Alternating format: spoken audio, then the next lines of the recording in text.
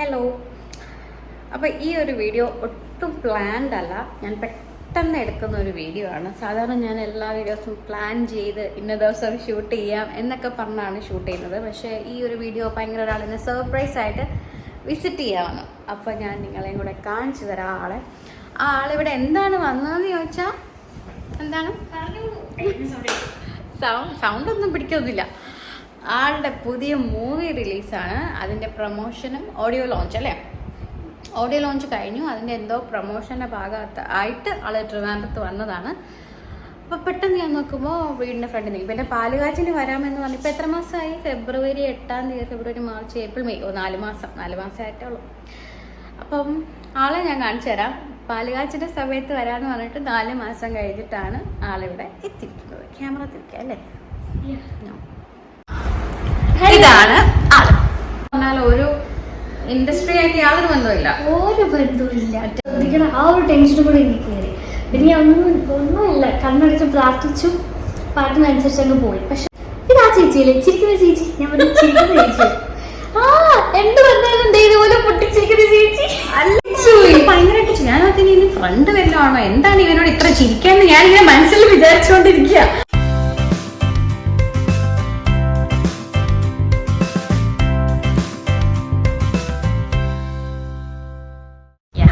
പറഞ്ഞോ വിശേഷങ്ങൾ. പാലുകാച്ച് കഴിഞ്ഞ് വരാൻ വേണ്ടി ഞാനും ധന്യ ചേച്ചിയും റനീഷയും കൂടെ പ്ലാൻ ചെയ്തിട്ട് മറ്റേ രണ്ടെണ്ണത്തിന്റെ കാര്യം ഇവിടെ പറയേ നടന്നിട്ടില്ല. അതുകൊണ്ടാണ് വരാൻ പറ്റാതിരുന്നത്. അതെന്തായാലും ഒരു ട്രിപ്പ് ഞങ്ങൾ പ്ലാൻ ചെയ്യുന്നതായിരിക്കും. ട്രിപ്പോ? ഇങ്ങോട്ടേക്കോ?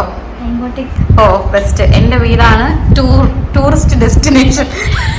വേറൊന്നും നടക്കുന്നില്ല ഇവിടെങ്കിലും. കാരണം റനീഷ ഫുൾ ടൈം ബിസിയാണ്. എന്താണോ എനിക്ക് അറിഞ്ഞൂടോ, ഭയങ്കര ബിസിയാണ് അല്ലേ. ഭയങ്കര ബിസിയാണ്. ഓക്കെ, അപ്പൊ ഞാനും കൂടെ ഫ്രെയിമിൽ വരാം. നീ പറ വിശേഷം. ഭയങ്കര ഫോർമൽ ആയി പോയി. വിശേഷം എന്താന്ന് വെച്ചാൽ ഡേറ്റ് ഫിക്സ് ആയിട്ടുള്ള ഉടൻ തന്നെ പുറത്തിറക്കുന്ന മായമ്മ എന്ന സിനിമയിൽ അഭിനയിച്ചിട്ടിരിക്കുകയാണ്. അതിന്റെ ഓഡിയോ ലോഞ്ചും ട്രെയിലറും ഒക്കെ ഇറങ്ങി. നിങ്ങൾ കണ്ടു കാണും എന്ന് വിശ്വസിക്കുന്നു. കണ്ടില്ലെങ്കിൽ പോയി കാണണം. കണ്ടില്ലെങ്കിൽ ഞാൻ ഈ വീഡിയോയുടെ താഴെ ലിങ്ക് ഇടാം. അതിനകത്തൊരു കിഡിലൻ, ഞാനാ ഫസ്റ്റ് കണ്ടെന്ന് തോന്നുന്നല്ലേ. അതെ ചേച്ചി, ഞാൻ ആക്ച്വലി ഇത് ഇറങ്ങുന്നതിന് മുന്നേ ഞാൻ വന്ന് കാണിച്ചായിരുന്നു. ഫസ്റ്റ് ഞാൻ കാണുന്നത് അയച്ചു തന്നില്ല. ഭയങ്കര സിനിമയുടെ സീക്രസി ഒക്കെ കീപ്പ് ചെയ്തുകൊണ്ട് എന്നെ ആളുടെ ഫോണിൽ തന്നെ കാണിച്ചു തന്നു ഒരു സോങ്. ബ്യൂട്ടിഫുൾ സോങ് അല്ല. എനിക്കത് ഭയങ്കര ഒരു, അത് നിങ്ങൾക്ക് കാണുമ്പോൾ മനസ്സിലാവും. ഞാനിപ്പോൾ എൻ്റെ യൂട്യൂബിൽ ലിങ്ക് ഇടാം. ഒന്ന് ട്രെയിലറിന്റെ ഈ പാട്ട് സോങ്ങിന്റെ. അപ്പൊ അത് രണ്ടും കണ്ടിട്ട് മാക്സിമം സപ്പോർട്ട് ചെയ്യാം. ബിക്കോസ് എന്താ പറയാ, ഭയങ്കര സ്റ്റാർ വാല്യൂ ഉള്ള സിനിമ അങ്ങനെയൊന്നും അല്ല നമ്മൾ പറയുന്നത്. പക്ഷെ it's a very good movie. അതെ, കഥയ്ക്ക് പ്രാധാന്യം ഉള്ളൊരു സിനിമയാണ്.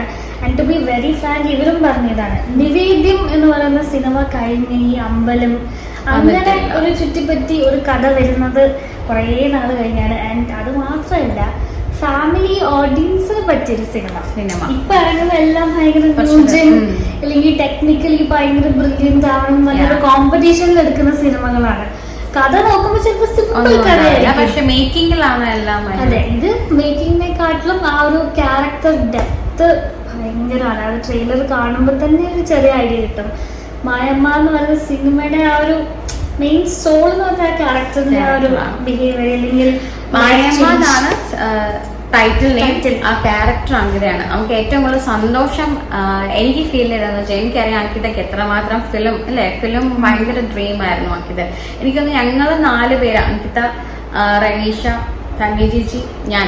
എനിക്ക് തോന്നുന്നു ഈ 4 പേരിൽ ഏറ്റവും ആംബിഷ്യസ് ആയിട്ടുള്ള ആളാണ്. പിന്നെ ധന്യ ചേച്ചിക്ക് ഇഷ്ടമാണ് ഫിലിം. എനിക്ക് തോന്നി ഓൾറെഡി അതിലാണ് സക്സസ്ഫുൾ ആയി കുറെ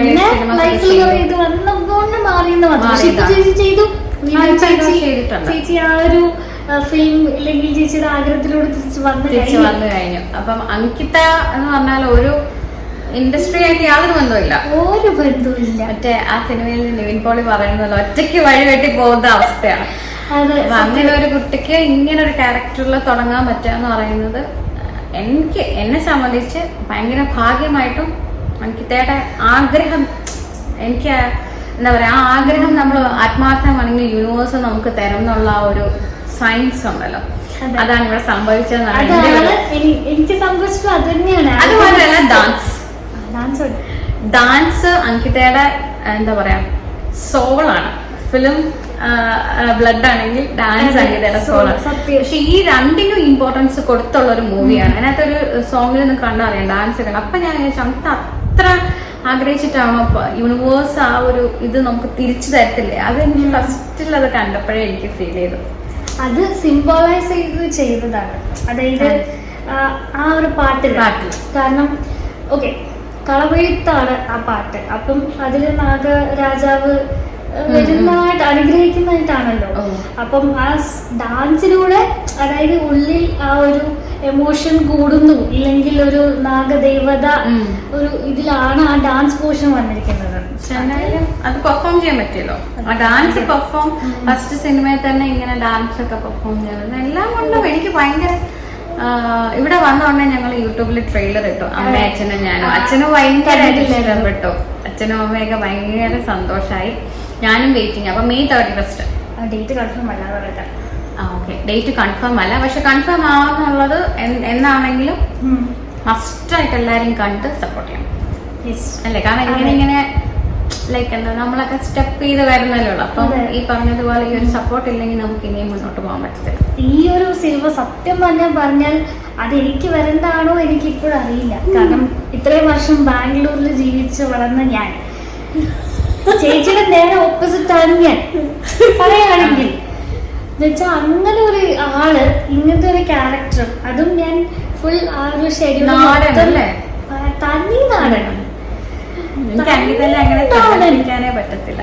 അതായത് ഈ പാട്ടിന് വേണ്ടി ഷെഡ്യൂൾ ഫുൾ വ്രതം എടുത്തും പ്രാർത്ഥനയോടെ ചെയ്തത്. പിന്നെ നമ്മുടെ ഡയറക്ടർ പുള്ളി നമ്പൂതിരിയാണ്. അപ്പൊ സാറ് തന്നെ ശുദ്ധികലശം നടത്തിയതിനു ശേഷമാണ് ഞാൻ കളത്തിൽ പോയിരുന്നത്.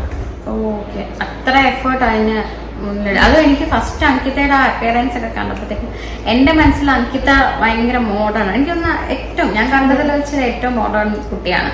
അപ്പൊ പെട്ടെന്ന് അങ്ങനെ ഒരു നടുക്ക് വകുപ്പൊക്കെ എടുത്ത് സെറ്റ് മുണ്ടിലൊക്കെ കണ്ടപ്പോഴത്തേക്കും ഒരു ഡ്രാസ്റ്റിക് ചേഞ്ച്. അതെ, എല്ലാരും ഞെട്ടി.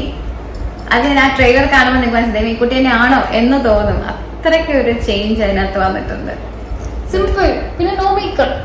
ആ ഒരു ലുക്കാണ്. സിനിമയിലൊന്നും മേക്കപ്പും ഇല്ല, സിമ്പിൾ ആണ്. ആ ക്യാരക്ടർ അങ്ങനെയാണ്. ഒരു കുറെ വർഷത്തെ ഒരു സംഭവമൊക്കെ കാണിക്കുന്ന സിനിമയാണ്.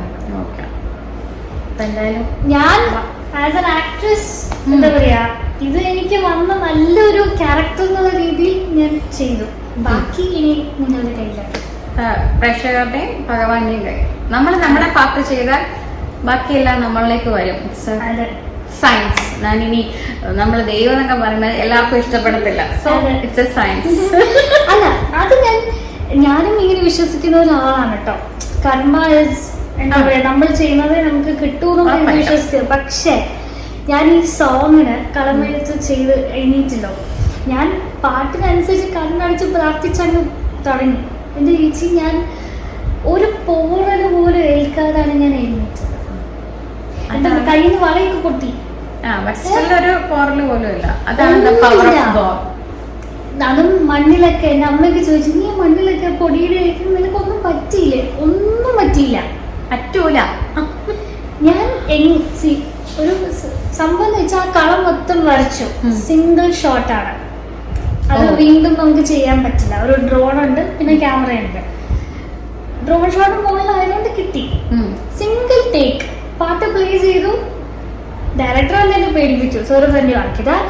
ഇത് ഷൂട്ടാണ്, എന്നിരുന്നാലും മുഖം ശ്രദ്ധിക്കണം, കണ്ണ് എല്ലാം ശ്രദ്ധിക്കണം. ആ ഒരു ടെൻഷനും കൂടെ എനിക്ക് കയറി. പിന്നെ ഒന്നുമില്ല, കണ്ണടിച്ച് പ്രാർത്ഥിച്ചു, പാട്ടിനനുസരിച്ച് അങ്ങ് പോയി. പക്ഷെ അത് എങ്ങനെയൊക്കെ പോയി, ഒന്നും പ്ലാൻഡ് അല്ലായിരുന്നു. എങ്ങനെയൊക്കെയോ പോയി. എന്നെ വന്ന് വിളിക്കുമ്പോൾ എനിക്ക് വലിയ ബോധമില്ല. പക്ഷെ ഞാൻ കണ്ണു തുറന്നു, എണീറ്റു, തിരിഞ്ഞു നോക്കിയപ്പോഴേക്കും ഫുൾ കളം മാച്ചു. അത് വരും.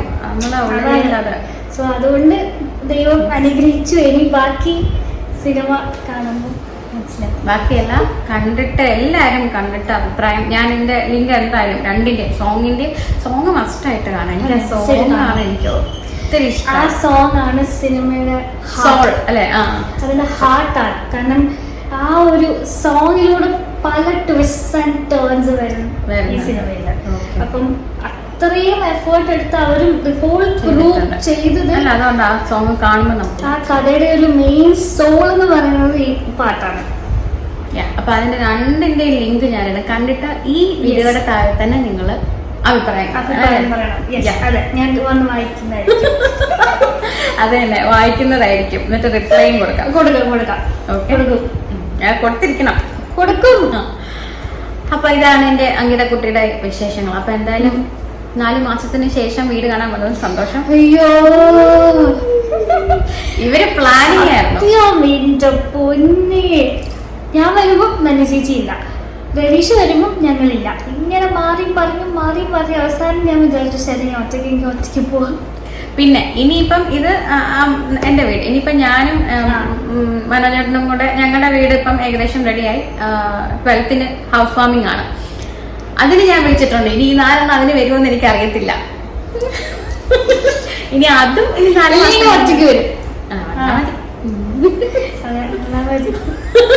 അപ്പൊ ഞങ്ങക്ക് ഇപ്പൊ ഞാനൊക്കെ അതിന്റെ തിരക്കിലാണ് കേട്ടോ.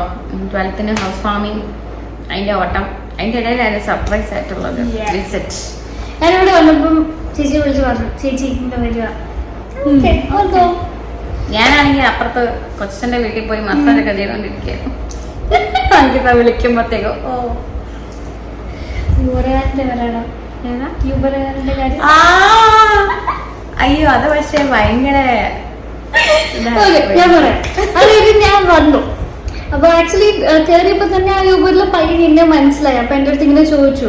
അപ്പൊ കോൾ കഴിഞ്ഞപ്പോ പുള്ളിക്കൊരു ഡൗട്ട് വന്നായിരുന്നു. ഇവിടെ എത്തി ഞാൻ ഇറങ്ങാൻ പോകുമ്പോ ചേച്ചി വന്ന് കൈയൊക്കെ കാണിച്ച് വെളി നിൽക്കായിരുന്നു. അപ്പൊ പുള്ളി തിരിഞ്ഞു നോക്കിയിട്ട് ഇതാ ചേച്ചിയല്ലേ ചിരിക്കുന്ന ചേച്ചി? ഞാൻ ചിരിക്കുന്ന ചേച്ചി. എന്ത് പറഞ്ഞാലും ഇതുപോലെ പൊട്ടിച്ചിരിക്കുന്ന ചേച്ചി അല്ല, പയ്യനത് നോട്ട് ചെയ്ത് വെച്ചതാ. ഞാൻ ഇത് പറഞ്ഞു കഴിയുമ്പോഴത്തേക്കും ഞാൻ വിചാരിച്ചു ആ കുട്ടിക്ക് മനസ്സിലാവില്ല. ബോയ്സ് അല്ലേ, ബോയ്സ് നമ്മൾ സീരിയലൊന്നും കാണാറില്ലല്ലോ. അപ്പൊ ഞാനാണെങ്കിൽ മറ്റേ മുനിയമ്മയൊക്കെ നിൽക്കുന്ന മാതിരി എണ്ണയെല്ലാം തേച്ച് ഇവിടെ ഒരു ഇതൊക്കെ കെട്ടി ഒരു വലിയൊരു ബാൻഡും ഇട്ടിട്ട് ഞാൻ ഇങ്ങനെ നിൽക്കുക ഗേറ്റില്. ഇത് കേട്ട് കഴിഞ്ഞപ്പോഴത്തേക്ക് സത്യമാണ് നിന്ന നിപ്പില് താഴോട്ട് പോയാൽ മതി. ഭയങ്കരമായിട്ട് ഞാൻ ഇനി ഫ്രണ്ട് വല്ലതാണോ, എന്താണ് ഇവനോട് ഇത്ര ചിരിക്കാന്ന് ഞാനിങ്ങനെ മനസ്സിൽ വിചാരിച്ചുകൊണ്ടിരിക്കുക. അപ്പോഴേ ഇറങ്ങിയിട്ട് ഈ ഡയലോഗ് പറഞ്ഞു. എന്തായാലും ഞാൻ ഭയങ്കരമായിട്ട് ചമ്മി.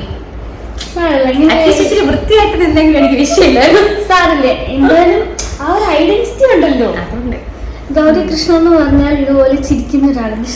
ചിരിക്കുന്നത് ഭയങ്കര പ്രശ്നമായിട്ട് പറയുന്ന ആൾക്കാരുണ്ട് കേട്ടോ. ഇവർക്ക് എപ്പോഴും ചിരിയേ ഉള്ളൂ കമന്റ്സ് വരുന്നതാ. ചിരിയാണ് നമ്മുടെ ജീവിതത്തിൽ ഏറ്റവും സത്യം. അതിലേ ഉള്ളു സന്തോഷം. എന്താ പറയാ, ഇമ്പോർട്ടന്റ് അല്ലേ? ചുമ്മാ പറഞ്ഞിട്ടിരുന്നിട്ട് കാര്യമുണ്ടോ? ഒരു കാര്യമില്ല. മനുഷ്യരൊക്കെ എന്താ അതിന്റെ കുറെ ചേച്ചിമാരൊക്കെ വന്നിട്ട്, ചേച്ചിമാരാണോ ആന്റിമാരാണോ എനിക്കറിയില്ല, കുറച്ച് വിവരമുള്ളവരാണെങ്കിൽ പറയത്തില്ല. ഇവളുടെ ചിരി ഒന്നും നിർത്തിയില്ല. അപ്പൊ എനിക്കപ്പോ ആലോചിച്ചെന്താ അറിയോ, എനിക്ക് സഹതാപം തോന്നി. അവരുടെ മനസ്സിനൊരു വലിപ്പം ഭാഗം കൊടുത്തില്ല. ചിലപ്പോ അവർക്കൊന്നും ചിരിക്കാനുള്ള ഇതില്ലായിരിക്കും, ചിരിക്കാതെ അങ്ങനെ ആയിപ്പോയതായിരിക്കും. നമുക്ക് എപ്പോഴും ഫുൾ ടൈം ചിരിക്കുന്നു എന്ന് വെച്ചാൽ നമുക്ക് ടെൻഷൻസ് ഇല്ല, വിഷമങ്ങൾ ഇല്ല എന്നല്ലല്ലോ അർത്ഥം. നമ്മളെപ്പോഴും ചിരിച്ചോണ്ടിരുന്നാൽ നമ്മുടെ ചുറ്റുമുള്ളവരെ എപ്പോഴും ചിരിച്ചോണ്ടിരിക്കുക, ഹാപ്പി. നമ്മുടെ എനിക്കിപ്പോ വിഷമം ഉണ്ടെന്ന് പറഞ്ഞാൽ ഞാൻ ഇങ്ങനെ ഇരുന്നിട്ട് കാര്യമുണ്ടോ? ഒരു കാര്യമില്ല. ഇല്ല, എനിക്ക് എപ്പോഴും പറ്റൂല. ഞാൻ അങ്ങനെയാണ്. ഞാനും കരയും ആരില്ലാത്തപ്പോ പൊട്ടിക്കരയും. എന്നിട്ട് എല്ലാവരും വിചാരം ഞാൻ ഭയങ്കര ഹാപ്പിയാണ് അതുകൊണ്ടാണ് ചോദിച്ചത്. അങ്ങനെയൊന്നും അല്ല. എനിക്കും ഞാനൊരു മനുഷ്യ സ്ത്രീ അല്ലേ, എല്ലാവരുടെയും ലൈഫിൽ വരുന്ന പോലെ ഇഷ്യൂസും പ്രോബ്ലംസും ഒക്കെ കാണുന്നു. പക്ഷെ ചിരിക്കുന്നത് നമുക്കൊരു എന്താ, അതിലെനിക്ക് നെഗറ്റിവിറ്റി തോന്നിയിട്ടില്ല.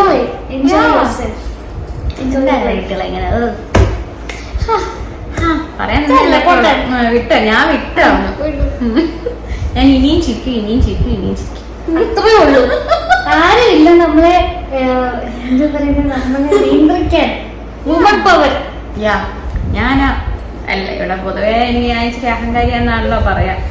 ഒരു കുഴപ്പമില്ല, പബ്ലിക്കിലാണെങ്കിലും ചിരി വന്നാ ചിരിക്കുക, അത്രേ ഉള്ളൂ. ഞാൻ ഒരിക്കലും എൻ്റെ ഇമോഷൻസ് കൺട്രോൾ ചെയ്യത്തില്ല.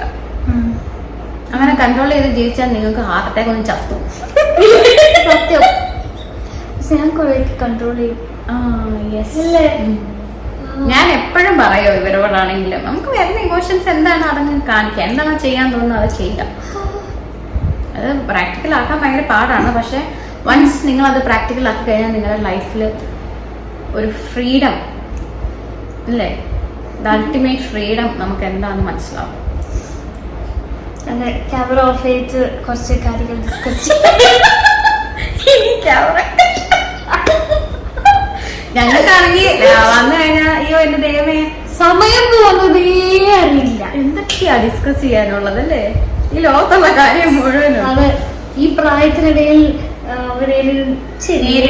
നേരിട്ട് വരുന്ന പ്രശ്നങ്ങൾ, പ്രത്യേകിച്ച് നമ്മൾ നാലും കൂടി വന്ന ഇതെങ്ങനെ ഇതെല്ലാം കൂടെ ഒത്തു വരുന്നു നമുക്ക് അറിഞ്ഞൂടാ കേട്ടോ. പക്ഷെ എങ്ങനെ ഒത്തു വരും നമുക്ക് അറിഞ്ഞൂടാ, എല്ലാരും തിരക്കായി പോയി. എന്തായാലും സൂം ഞങ്ങളൊരു ഗെറ്റ് ടുഗദർ പ്ലാൻ ചെയ്ത് ആൾക്കിനി 5:45 ട്രെയിന്. ഇപ്പൊ ഇവിടെ നിന്ന് ഗെട്ടി എടുത്തായിട്ട് കൊണ്ടുപോയാലേ വണ്ടി കറക്റ്റായിട്ട് ട്രെയിൻ വിടാൻ പറ്റുള്ളൂ. അപ്പൊ എല്ലാവരും ടാറ്റ പറഞ്ഞു. സിനിമയുടെ കേസ് മറക്കാം. സിനിമ എല്ലാവരും കാണണം എന്ന് വെച്ചാ എനിക്കറിയില്ല, ദൈവമായിട്ട് എനിക്ക് കൊണ്ടു തന്ന ഒരു ക്യാരക്ടറാണ്. അത് നന്നായി ഞാൻ ചെയ്തു എന്ന് വിശ്വസിക്കുന്നു. കാരണം അതിലുള്ള 2-3 പേരെങ്കിലും പറയുന്നുണ്ടായിരുന്നു. നമ്മളൊരു കൊച്ചു പടമാണ്, അത് ഞാൻ ഓപ്പൺ ആയിട്ട് പറയാണ്. ഡയറക്ടർ സാറിന്റെ സ്വന്തം കഥയാണ്. പുള്ളിക്ക് പരിചയമുള്ള ആൾക്ക് based on A true story, ശരിക്കും നടന്ന കഥ. വർഷങ്ങളായിട്ട് പുള്ളിയുടെ ഉള്ളിൽ ഉള്ള ഒരു കഥയാണ്. അപ്പം പുള്ളി തന്നെ ചെയ്ത സിനിമയാണിത്. അപ്പൊ പുള്ളി അത്രത്തോളം മായമ്മയെ സ്നേഹിച്ചില്ലെങ്കിൽ ഒരു മകളെ പോലെ പുള്ളി ഇത് ഡെവലപ്പ് ചെയ്ത് 10 വർഷത്തോളം എടുത്തു.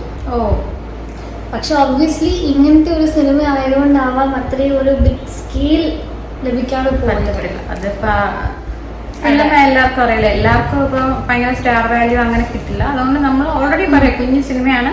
അതെ, പക്ഷെ നിങ്ങൾക്ക് ഇഷ്ടപ്പെടും, അത് ഗ്യാരണ്ടീഡാണ്. കാണുന്നവർക്ക് എന്തായാലും അത് ഇഷ്ടപ്പെടും. ചിലർ ചിലപ്പോൾ ക്ലീഷേ എന്ന് പറയായിരിക്കും, ഓ ഇതൊക്കെ പഴയ കഥ. പക്ഷെ ഇത് ശരിക്കും നടന്നൊരു കഥയാണ്. അപ്പൊ ആ പെൺകുട്ടി ഇത് അനുഭവിച്ചു എന്ന് നിങ്ങൾ ചിന്തിക്കുമ്പോൾ അത് സംഭവത്താണ്. അപ്പൊ എന്തായാലും എല്ലാരും ട്രെയിലർ കാണണം, സിനിമയും കാണണം, അങ്കിതയ്ക്ക് വേണ്ട സപ്പോർട്ട്. Thank you. അപ്പൊ ഞങ്ങൾ വൈൻഡപ്പ് ചെയ്ത് ഇറങ്ങിയില്ലെങ്കിൽ ട്രെയിൻ പോകും. ബൈ.